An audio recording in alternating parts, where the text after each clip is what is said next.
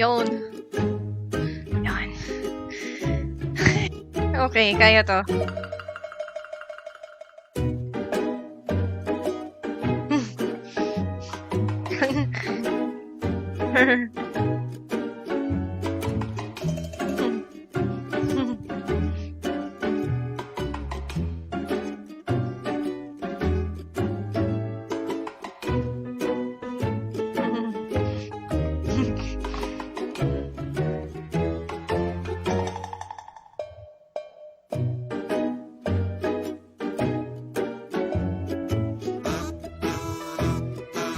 Okay, sige, let's start na nga. Mamamatay na ako sa hiya.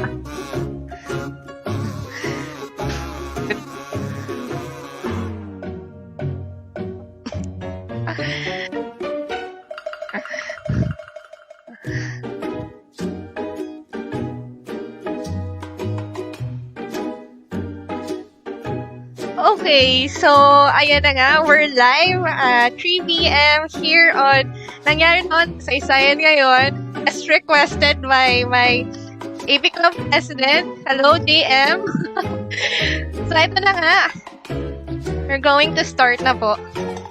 I know I am delayed by ilang minutes, so hindi ko na monitor tong live na to. So, anyways, ito na nga. This is a replay ng aming discussion this week on AP8 about sa yugto ng pag-unlad ng kultura sa panahong prehistoriko. So, ayan. Alam ko, delayed lang talaga ako eh. Anyways. So, this is our pilot episode, by the way. Kaya medyo kinakabahan. Anyways. Ayan. Ayan, medyo I know. Okay, game. So, let's start na po. So, ano nga ba yung most essential learning competency natin?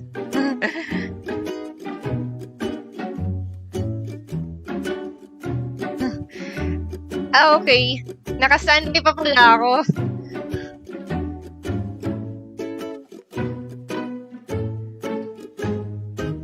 Okay. Hindi pa siya transition. Okay. Naka-transition na siya actually. Okay. Nevertheless, sige, I'll continue na lang kasi this is live. Anything that I say is captured on cam. And I am aware actually of what I'm saying. So, ito na nga. So, ano nga ba yung most essential learning competency natin? So, nasusuri ang yugto ng pag-unlad ng kultura sa panahong prehistoriko. Okay? Ayan. So, I am captured on cam na pala. So, tuloy lang natin kasi I know I am late sa phone. Okay? So, bago tayo magsimula, let's review again. Ano nga ba or let's define some of the theories that we're going to use kasi ang sabi nga doon sa Melks kanina, kailangan natin masuri ang mga teorya upang malaman natin yung mga yugto ng pag-unlad ng tao noon. So, una muna ay ang teoryang siyentipiko. So, marami mga teorya ang naisip ang mga dalubhasa upang maipaliwanag ang pagkakabuo ng kalawakan, daigdig at ng tao. Ngunit, para sa ating lesson ngayon, dalawa lang actually yung pinili ko. Kasi ang dami nila eh. So, una, ang Big Bang Theory at dalawa ay ang Evolutionary Theory. So, actually marami akong babangking mga teorya alongside them. Singit-singit na lang kasi ang lawak talaga nila eh. So, let's continue. So, ano nga ba ang Big Bang Theory? Ang Big Bang Theory ay ang pagsabog ng isang dense na point sa nothingness. Basta siya lang yun nandun. Tapos, punong-puno siya ng mga hindi siya masasabing elements, hindi rin siya atoms, hindi rin siya subatomic particles eh. mga fundamental na material para mabuo yung mga binanggit ko kanina. So, bigla na lang yung sumabog. Okay? Mainit siya, sumiksik, tapos biglang boom! Sumabog. So, kaya nga ang tawag sa kanya ay Big Bang. Okay? Now, within 4 minutes, so correction dun sa mga ibang section, 4 minutes pala talaga siya. Within 4 minutes, nabuo yung tinatawag nating mga fundamental particles ng matter or kung saan yung mga subatomic particles natin. Note, 4 minutes subatomic particles pa lang daw yun. Okay? Yun ang tinatawag daw nating radiation era. Okay? So, grabe ang bilis, no? 4 minutes. First 4 minutes ng oras natin. Nabuo na yung mga yon. However, according daw sa Big Bang, it took another thousands of years para mabuo yung talagang mga subatomic particles natin. Then, after pa nun, after 3,000 years pa, yung mga atoms. Okay? Then, after 300,000 years pa, bago pa nagsimula mabuo yung mga stars, galaxies, and planets natin. So, yun ang tinatawag na age of matter. So, sobrang tagal ng Big Bang Theory. And makikita nyo mamaya ano ba talaga katanda ang universe natin kung susundan natin itong teorya na to. Ang karugtong naman nito ay ang evolution. Ayan. So, I would include one theory, which is yung nebula theory, kung saan yung mga stars daw nabuo kasi, di ba nga, sumabog. Okay? Then, yung mga atoms, yun nga, naging planet sila. Okay? Isang una daw na nabuo ay ang helium. Ang cool nga kasi ang unang nabuo yung helium isa sa hydrogen. Pero, ayun, so, mula dun sa dalawang yon, nabuo daw yung mga stars, which is kasama yung sun. Then, mula sa sun, yung gravity niya daw ay na-capture ng mga tira-tirang mga materials sa universe. Then, nagpaikot-ikot yon, then naging mga planets. Just like our Earth. Okay? Then, anyhow, yun. Yung moon naman, ganun din yung nangyari sa kanya na same as Earth. Pero na-capture naman daw sa kanya yung Earth. So, we have an Earth. Okay? So, after nun, meron daw primordial soup, which is another theory naman kung saan if you believe on the plate tectonic theory naman, which is, or yung continental drift, merong isang ocean, which is Pantalasa, then another one, which is yung Pangaea. So, from the Pantalasa, there are amino acids waiting to be harvested. Tapos, actually, medyo thin yung atmosphere daw ng Earth noon. Pero dahil sa mga sumasabog na vulkan back then, nagkaroon ng lightning, yung mga nitrogen sa atmosphere na-activate, nalaglag sa kalupaan, saka sa katubigan, na-activate yung mga amino acid, forming the first prokaryotes. At yung prokaryotes, meaning niya pala ay unicellular beings. Okay? Then, after naman nun, ay, diba, ayan na nga, unicellular.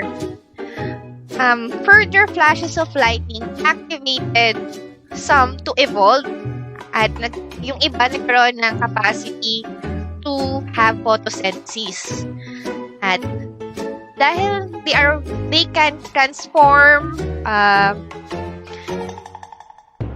the carbon dioxide from the atmosphere to oxygen. Di ba ang walastik? Nauna yung mga bacteria rather than sa oxygen. Kaya doon nagkaroon ng oxygen sa atmosphere natin was because of them. And imagine that, ang 20% atmosphere pala natin ngayon ay oxygen. So, 20% oxygen. So, it took many years para mabuo yung percentage na yon. Then, after nun, dahil possible na may oxygen na sa atmosphere, nagkaroon na ng mga multicellular na mga beings, which is the eukaryotes.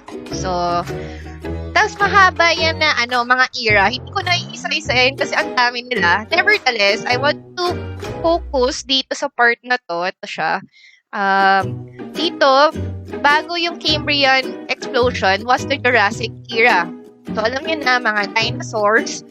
And the reason why nagkaroon ng mammals was because the dinosaurs were wiped out daw.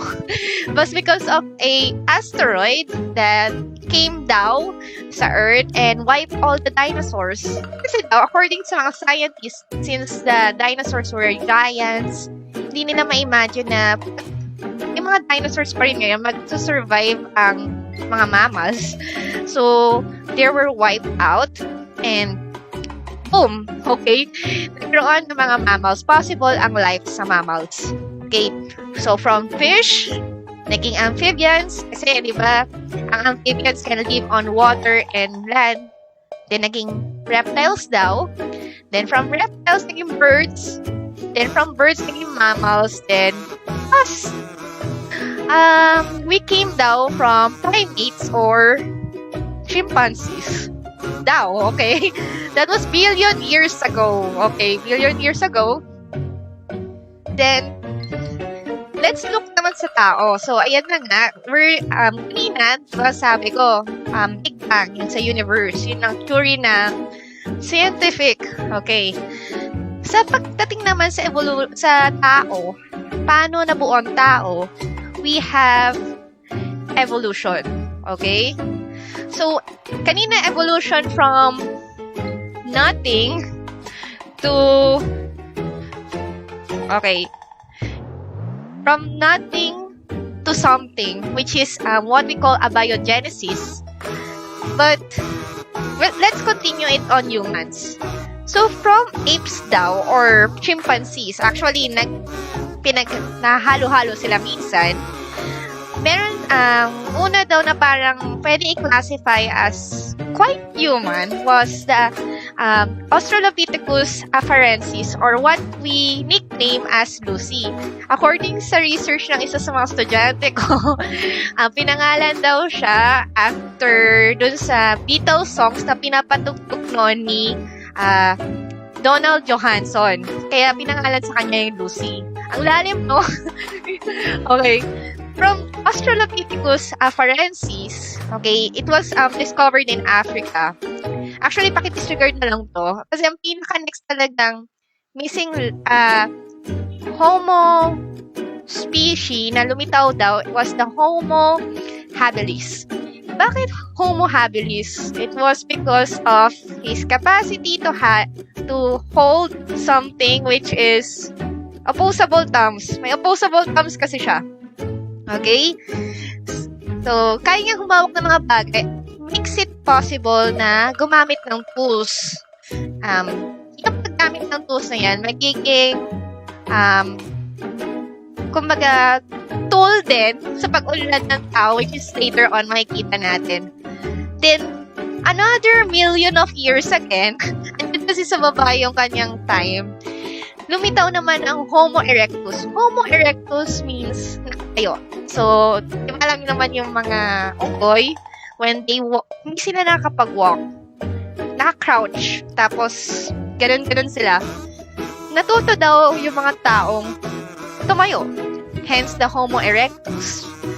Then, yung mga Neanderthal, another million of years again, or less than million of years again, eto mga taong to, they learned how to bury their dead. O, sakto, diba? Bukas ay All Saints Day. So, ibig sabihin, according daw sa evolutionary theory, yung mga taong Neanderthal, sila yung nagpauso ng paglilibing ng mga namatay. Okay? Then, finally, we have our final form sa evolution daw, which is the Homo sapiens sapiens. By the way, add ko lang kasi our previous lesson was about geography ng pantao, kung saan from 5 races daw, na-debunk namin yun sa grade 8 at nalaman namin na iisa lang talaga ang lahi ng tao, which is yung Homo sapiens sapiens. Okay? Ngayon, meron actually tayong i-compare sa kanya. We're not only for evolutionary theory, pero meron pang isang theory tayong pag-aaralan. Kasi nga, susurian natin eh. At ito yung creationism. So, review lang tayo. Okay. According sa scientific, 13 billion taon daw ang mundo. Wow, ang tagal. Ang haba. Ganun nakatanda ang universe. Second, kalawakan pala yung kanina ha, if I said it kanina. Then ikalawa, gano'n daw katanda ang mundo? It's 4.6 billion taon daw. Tanda pa din, okay?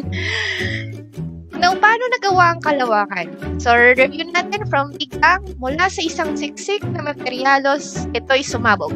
Boom! Shh! Big Bang. Hindi siya yung candy, Ika-apat, paano nagawa ang tao? Through evolution. Nag-evolve daw ang tao mula sa chimpanzees. And ikalawa, sino yung mga sinaunang tao daw? It's the Ramapithecus. Or if ayaw nyo sa Ramapithecus kasi mukha talaga siyang bakulaw, it's the Australopithecus afarensis or most commonly known as Lucy. Ngayon, meron tayong ilalaban na isa pang theory, which is creationism. Or ang pinili ko for creationism is the young earth. So, the young earth creationism believes that 6,000 to 7,500 taon lang ang mundo. So, relatively bata. At same din yung kalawakan. So, medyo may idea na kayo na halos sabay silang nagawa kasi according sa creationism, nagawa daw sa loob lamang na isang linggo ang kalawakan at ang mundo at even yung tao. Yung naunang dalawa, yung kalawakan ng tao ay nagawa isa salita ng Diyos kasi He said, God said, and God said, and God said, yan. In 6 days. Okay. Pero sa tao, special ang tao kasi una sa lahat, ang tao, ginawa niya mula sa alabok. Okay? Siya mismo. Then, ikalawa, nag-decide si God na according to His own image ang tao. So, ibig sabihin, when you look at your classmate, your parent, or your teachers, or your kapitbahay, nakikita nyo ang imahe ng Diyos sa kanila. Okay? Then, ikatlo, hiningahan tayo ng Diyos ng buhay. Ang sabi nga sa Genesis chapter 1, and man became a living soul.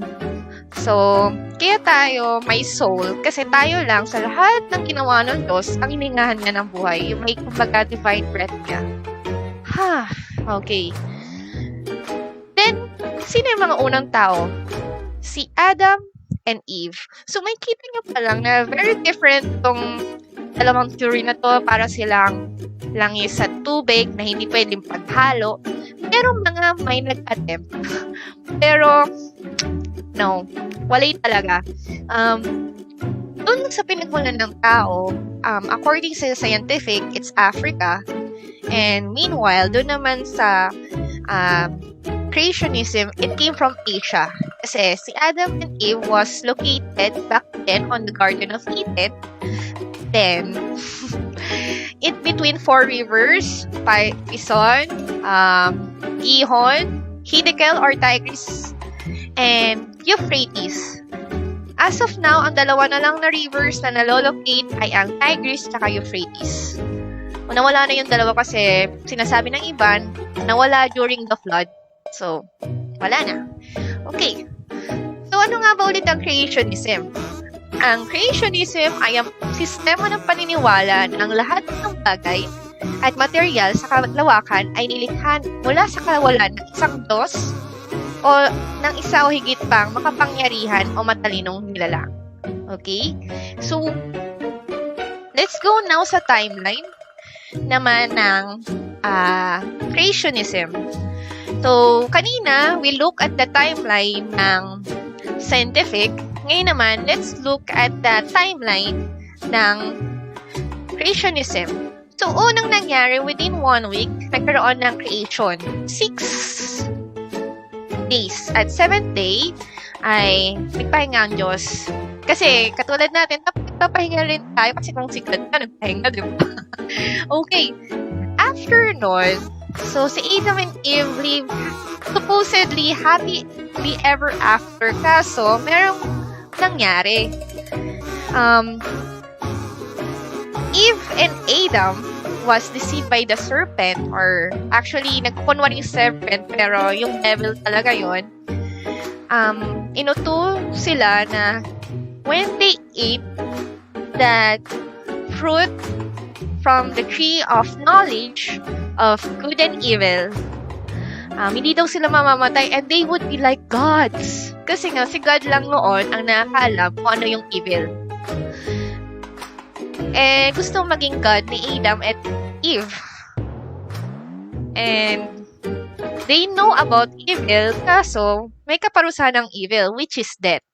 Kasi may kasalanan ka, di ba? Even in our human standards. Next week, we would tackle about Mesopotamia and isa doon yung Hammurabi's Code. An eye for an eye, a tooth for a tooth. Yung kasalanan, ang deserve niya ay kamatayan. And so, due to that fatal mistake, death was possible to everyone. Not only humans, but also sa mga animals. May namatay na animal nung dinamitan si Adam. Yung coat of skin niya ay galing sa isang animal. Yung earth iners dahil sa kanya. Okay? Sayang. But, ayun nga, it became a turning point on human history na naging possible ang death. And ang mga tao na walang innocence ni Adam, kaya capable tayong gumawa ng masama because we know what are evil. Okay?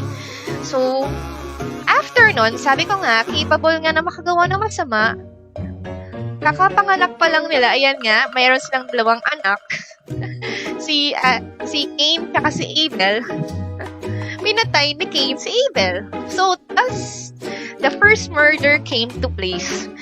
And, why is it important? Dalawa lang sila magkapatid, ma'am. Ano ba? Parang big deal ba siya? Well, yes, kasi from the first murder, it shows na you can kill another person. Okay? Na dahil sa inggit, dahil sa pride, you can kill another person. At totoo nga na may kamatayan sa mundo kasi naunang mamatay si Abel isa kay Adan at Eva. So, what God said was true na you can die because of your sin. At yung dalawang doon ay template ng lahat ng wars natin sa mundo kasi, come on, we belong to one race, right? Pero, nag-iinggitan tayo, ma-pride tayo, so nagkakaroon ng mga wars kasi nagpapatayan. Fast forward to thousands of years, we now meet Noah. So, the first flood, yun yung fourth nating pahalagang pangyayari, and dito na tayo mag-intersect with the evolution. Kasi, bakit yun yung findings ng evolution? At iba naman ang sinasabi ng Bible. According to the Bible, there was this massive flood. So, actually, if you read the Bible very closely, it resembles the Pangea, the continental drift theory na dati kasi talagang yung ocean, isa lang talaga, inipon ni God sa one place, tapos yung land sa another place.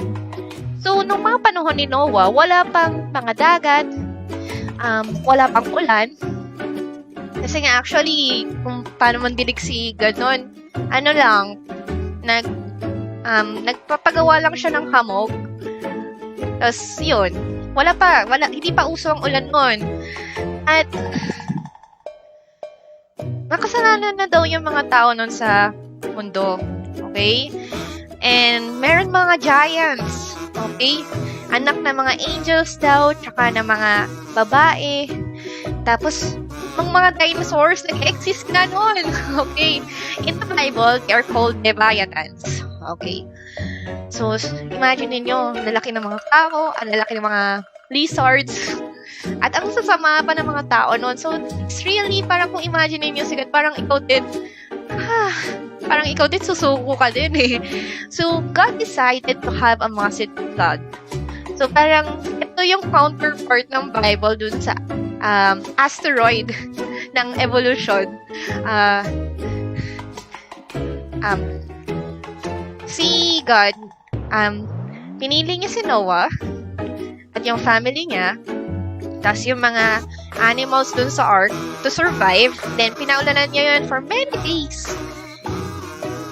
This is a worldwide catastrophe at nagka-break off yung lupa, hence the continental drift theory. Kasi yung tubig daw nun, bumuka yung mga bukal sa lupa, so ganun. Tapos yung ulan sa taas, bagsak. So imagine that, sandwich ang mundo. So talagang namatay lahat. And yung imagine niyo yung mga hayop noon, yung mga dinosaur noon, yung mga higante noon, namatay sila. So patong-patong sila sa lupa. Patong-patong. And ayun yung naging fossils natin. This was based from the theory which is called alluvial theory. Na ang mga fossils natin ngayon ay nanggaling sa mga nangamatay noong Noah's flood. At sobrang violent noon. At sobrang nalubog talaga sila sa baha. Yun nga lang, dahil nga dito sa diluvial theory na to, masasabi natin ang Earth, if you measure fossils based on the Earth or kung saan posisyon siya sa Earth, it's unreliable kasi lahat naman sila nabaon sa lupa. Kasi sa geology kasi, meron kasi silang technique kung saan sinusukat nila yung kanta ng isang puto or isang fossil based dun sa lalim niya sa lupa. Paano ngayon kung we follow the diluvial theory, umagos yung mga alon, tapos parang ayun, patong-patong talaga. Okay, so it's unreliable. After Noah, the Earth is really unreliable na at this point. So, balikan natin ang evolution. Kung ganun pala ang nangyari sa Earth, on the diluvial theory, na our Earth is not reliable anymore in terms of sobrang nasira kasi nga nung flood, ang kandaleche-leche talaga, how can we rely on the parang time period na nakukuha natin from the Earth? Maaari siya mag-exaggerate, di ba? So, yun yung medyo, kumbaga, if i-debate natin si evolution, yun yung butas niya. Kasi, di ba, how can you rely on a unreliable data? Di ba? So, we had that, and it was so worse kasi tingnan din natin yung psyche ni Noah. Si Noah ay na-traumatize kasi after nun, yun yung man of God, pero nagtanim ng upasan, tapos nagkalasing. Sobrang nakaka-traumatiyak yung nangyari na yun. So, sobrang grabe. Then, as for our prehistoric biblical history, prehistoric pero history, okay, would be the Tower of Babel. Tower of Babel was, humans were so pasaway ulit, and they decided na hindi, dito lang kami sa Shinar and hindi kami susunod kay God. Mag-build kami ng isang napakaas na tower that it would reach heavens at magiging kilala kami sa lahat. And God, nagkaroon ng divine intervention, binago niya yung mga languages, kaya nga may mga languages tayo ngayon, language families na kahit anong gawin ng mga scholars, hindi nila matrace into one proto-language kasi God drew a line na hindi nyo malalaman, hindi kayo magiging isa ng lingwahe. Kasi noong dati, noong nagkaisa kayo, trinay nyo kung ungusan. Okay? So, dahil hindi na sila nagkakaintindihan, kumalat ang mga tao sa mundo. Okay? So, that is Earth history according to Genesis. So, let's compare now. Okay? So, medyo balik din pala tayo. Sorry. Balik pala tayo dun sa evolution naman. Kasi baliktad talaga sila ng biblical history. So, quote natin from biblical history, ang mga tao nun ay matatalino. Si Adam ay ang first taxonomist natin. Si Noah ay ang first natin na parang engineer architect in the making. Pero syempre, yung template na galing kay God. Mayaman din siya, di ba? So, matalino sila. Pero sa evolution, imagine niyo galing daw tayong unggoy. So, obviously, hindi tayo daw kasing talino noon. So, kailangan ng many years of trial and error para mag-umunlad ang mga tao. Sa Paleolithic era, it means old stone and kasi paleo means old and lithic means stone. So, ano ba yung kanyang revolutionary idea nun? It was to make fire. Kasi ang fire, okay, it revolutionaries or nag-change ang history kasi nung natuto yung mga tao nun na mag-make ng fire from the lightning, natuto sila magluto. And yung mga kinakain nila, it could be digested by the stomach. Then, tumit yung kanilang sikmura, then yung ulo nila lumaki. Or actually, hindi ulo nila lumaki. Rather, yung utak nila lumaki. So, they became capable of language. Okay? Then, sa Mesolithic era naman, there's not much of the happenings, right? Pero, ang tandaan nyo lang, kuminis lang yung tools. Kaya nga sabi ko sa inyo, magiging handy si handyman eh. Kasi, ang era na to is when they were using tools. Kuminis lang. Then, on the Neolithic, bagong ba to, they learned how to farm. So, mahalaga din yun kasi when people began to farm, hindi na sila nagdagalag. Tapos, nagkaroon sila ng concept na akin lang tong lupang to. Okay? Akin lang tong lupang to, gagawin ko tong subdivision. Tarot lang. Okay. Dahil nagkaroon sila ng lupa at effort sila sa lupa at meron silang sense na kanila yung lupang yon, they are bound to protect it. At yung iba naman, nangaagaw sila ng mga lupa. Kaya nagkaroon ng mga wars. Coincidentally, ang mga first na occupation ni Cain tsaka ni Adam are farmers, di ba? Anyway, from Eddie Farm, natuto rin sila magpatubig. Nagkaroon ng maraming pagkain. Hindi na lahat farmers. So, nagkaroon na ng mga jobs. Okay? Then, mas nag-improve na yung mga weapons, mga gamit. At dito na nagsimula ang civilization as we know it, following the scientific timeline. But on the biblical timeline, it started when the people left the Tower of Babel. Okay? So, we are down to our last slide. Okay. So, we have compared the creationism and the scientific. Okay?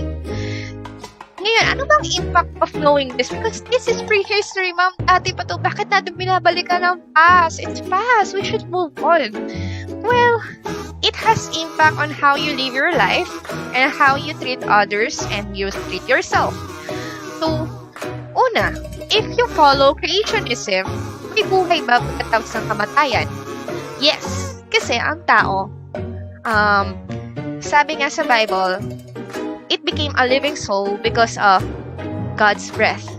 So, at yung soul na yun, it could not be actually destroyed, but rather, it has to go someplace.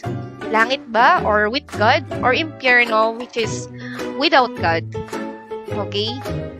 Then, meanwhile, sa scientific, anong buhay mo after kamatayan? Wala. Kasi, you came from nothing. Abiogenesis, remember? So, if you came from nothing, then where will you go? Nothing. Then, anong papel ng tao? Sa creationism, ang purpose kasi ni God, why create the people, is first is to serve Him. How to serve Him? By taking care of His creation. Caretaker ang mga tao. Pero dahil sa scientific, wala actually kinikilalang Diyos. Kasi asan yung si God? Like, due to accident, everything came to being. From nothing came something. So, kung ikaw ay tao and you think of yourself as the final form of a primate, you're the Raichu of a Pikachu, ibig sabihin, you're supreme race. At gagawin mo lahat ng gusto mo kasi feeling mo, pag mamayari mo ang lahat, you are a consumer or an owner. Gano'n naman ang tingin mo. Then, third, may saysay ba mga tao sa mundo? Meron sa creationism? Wala sa scientific. Wala kasi nabanggit ko naman na kanina eh. And lastly, paano mabubuhay ang tao kung ano yung pinapaniwalaan niya? Ang creationism, if you believe that there is God, syempre ako kay God. Merong authority above, may nanonood sa'yo. May kapupuntahan ka after. Then, absolute ang morality kasi ang basis mo ng morality would be God. And God is absolutely good. So, anything that God doesn't do is bad. Okay? Then, finally, you live life to the fullest. Kasi, binigay ito ni God eh. Gift sa'yo to at you think na, wow, of all the zygotes, of all the cells, of all the possible na mangyari sa'yo, you became human. Okay? Sinadya yun ni God para sa'yo. Meanwhile, the scientific, wala kang takot sa Diyos kasi walang Diyos para sa'yo. And relative ang morality kasi anong basis mo ng tama at mali? Wala ka namang kinakatakutan eh. Ibang tao? So what kung may masama kang magawa sa kanila? Parang ganun. And lastly, YOLO, meaning you only live once kasi wala ka ng buhay after this. According to the scientific theory. So, you live life for the fullest na wala kang pakialam on what will happen to you afterwards. So, that's it. Actually, yun lang talagang lesson natin ngayon. That is our pilot episode, which is actually in our lesson, is the lesson 3 of AP8. So, next week, we would start in ancient history. I am excited na actually aralin din yun. It's my favorite part of the histories. So, ayun lang ka-tips. If you have questions, you can just message our page or just have a comment here kasi mag-i-stay naman dito sa page namin tong replay nito or sa mga grade 8 dyan or I also invited my grade 9 students. If may question kayo about this, just PM me or magtanong lang kayo sa GC. Ayun lang and have a good day mga ka-tips.